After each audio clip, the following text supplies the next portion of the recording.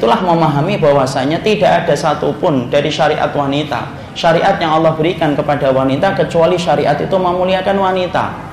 Makanya Masya Allah, Allah tidak pernah mendolimi wanita. Jadi ketika kita bicara nanti tentang kesolehan seorang wanita, perhatikan, kesolehan wanita itu kita butuhkan, dan Allah itu memuliakan wanita dengan syariatnya. Sebenarnya kalau dipikir-pikir ya, ummahat yang ada di belakang dan di atas ini, itu sebenarnya itu mudah banget dia itu mendapatkan surga, ikhwan. Tidak ada orang yang paling gampang untuk mendapatkan surga kecuali wanita. Kalau kita mau jujur bicara tentang syariat, wanita itu coba, Masya Allah ya, ketika mereka sudah menikah, pakaian mereka, kemudian mereka makan, siapa yang akan bertanggung jawab? Suaminya. Ketika mereka kemudian sholat, tidak diperintahkan mereka datang ke masjid, di rumah saja. Jadi seorang wanita ketika dia sholat berjamaah di dalam rumah, lalu kemudian dia di kamar yang kecil, dia hidupkan AC, dia sholat dengan khusyuk, pahalanya sama dengan laki-laki yang datang ke masjid. Padahal kita ngerti ya, datang ke masjid itu bukan sesuatu yang ringan. Terkadang kita futur, males, gerakkan kaki itu ke masjid itu beratnya luar biasa. Tapi ternyata wanita itu tidak diperintahkan untuk keluar ke masjid. Dia diperintahkan sholat, tetapi pahalanya sama dengan laki-laki yang datang ke masjid. Perempuan hari ini dia pakai pakaian apapun, dan hari ini makan apapun menunya, yang ditanya siapa? Yang ditanya suaminya, bukan istrinya. Yang ditanya, kamu tadi pakai jilbab apa, hari apa? Yang ditanya suaminya, harta yang kamu belanjakan untuk membelikan jilbab, pakaian, dan makanan untuk istrimu, halal atau tidak? Yang ditanya suaminya. Bahkan seorang wanita dan laki-laki kalau di dalam rumah, wanita kalau di dalam rumah maka dia mendapatkan pahala. Tapi kalau laki-laki di dalam rumah belum tentu mendapatkan pahala. Makanya Imam Nawawi merujuk kepada surat Al-Ahzab ketika Allah menyampaikan wa qarna fi buyutikunna, seorang wanita hendaklah mereka itu di dalam rumah. Maka Imam Nawawi itu berkata, wanita ketika di dalam rumah, di balik dinding-dinding keras rumah-rumahnya, dia itu akan dinilai dengan pahala setiap menitnya, karena besarnya pahala yang Allah berikan kepada kaum wanita dan gampangnya wanita mendapatkan surga. Nah, disitulah kita kemudian mendapati yang pertama, tidak ada syariat wanita kecuali Allah memuliakan wanita itu, dan Allah tidak pernah mendolimi kehidupan wanita, karena Allah adalah zat yang maha rahman kepada hambanya, dan tidak ada yang mengalahkan bagaimana rahmannya Allah kepada setiap makhluknya.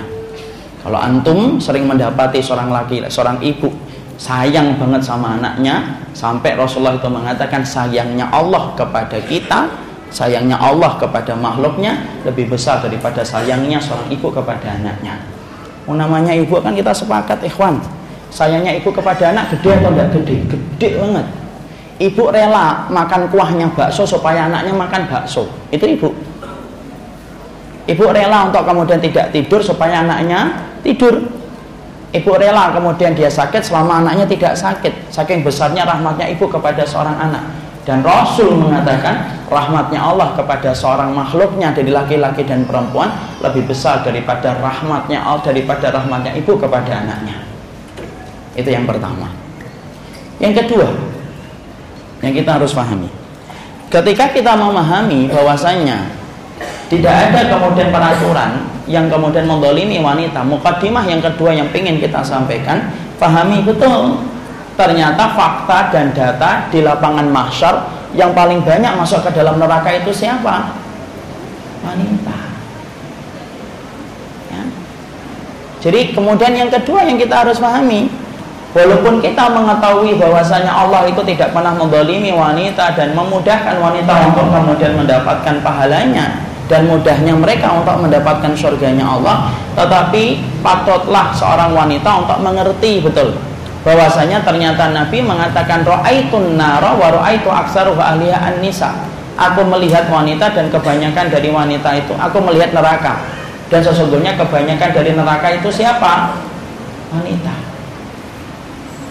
Jadi ternyata kita mendapati secara di lapangan, ketika kita mendapati Allah tidak mendolimi wanita dengan syariatnya, tetapi yang menyedihkan adalah ketika Nabi kemudian melihat ke dalam isi neraka, dan Nabi mendapati dalam isi neraka itu kebanyakan adalah kalangan wanita. Makanya Nabi berkata ra'aitul jannah wa ra'aitu aktsaru ahliha al-fuqara. Aku melihat surga, melangkah ke surga, aku mendapati di dalam surga itu Yang paling banyak menempati surga adalah kalangan fuqara. Tetapi aku ketika melihat ke dalam neraka, aku mendapati sesungguhnya kebanyakan para penduduk neraka itu kalangan wanita. Jadi akhirnya apa? Berarti usaha seorang wanita untuk membebaskan dirinya dari ancaman di akhirat, dari neraka, itu harusnya ancamannya lebih besar, usahanya lebih besar. Kenapa? Ancaman yang disampaikan oleh Nabi, ketika Nabi benar dalam ucapannya, Nabi mengatakan sesungguhnya kebanyakan dari penduduk neraka itu kalangan wanita. Nah, di situ kita paham. Berarti antum, saya, siapapun ini harus berusaha untuk bagaimana menjadikan wanita yang ada di sekitar kita, mereka mengetahui tentang ini supaya kita mampu menyampaikan kepadanya, ikhtiar kamu wahai wanita untuk membebaskan ancaman dari neraka itu lebih besar daripada ikhtiar seorang laki-laki harusnya. Kenapa? Kebanyakan dari penduduk neraka itu adalah kalangan wanita. Itu faktanya. Dan itulah yang disampaikan Nabi, yang shadiqul masduq, yang benar ucapannya dan dibenarkan ucapannya oleh Allah. Makanya barang siapa yang mendapati seorang wanita yang betul-betul telah berusaha untuk membebaskan kehidupannya dari neraka, Masya Allah, beruntung banget orang yang ada di sekitarnya. Makanya para salaf itu mereka membanggakan istri-istri mereka yang senantiasa mengingatkan mereka tentang akhirat. Antum tahu nggak para wanita salaf atau wanita-wanita pendahulu kita, kalau mereka ngomong kepada suaminya ketika akan kerja gimana? Ada satu perkataan yang dicatat dalam tinta emas sejarah. Wanita-wanita salaf itu kalau ngomong sama suaminya, perhatikan, mereka berkata begini, kami ini sabar kalau lapar, tapi kami tidak pernah sabar kalau kami mendapatkan neraka. Insya Allah.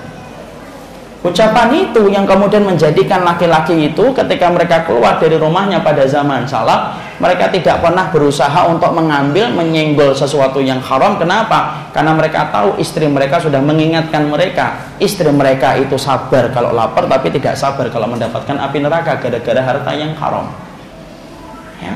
Jadi Masya Allah, wanita terancam dengan neraka, tapi kalau wanita sudah menetapkan Allah menjadi tujuannya, tidak ada perniagaan yang paling gede yang dimiliki oleh seorang laki-laki kecuali wanita itu telah menjadi bagian dari hidupnya. Ya.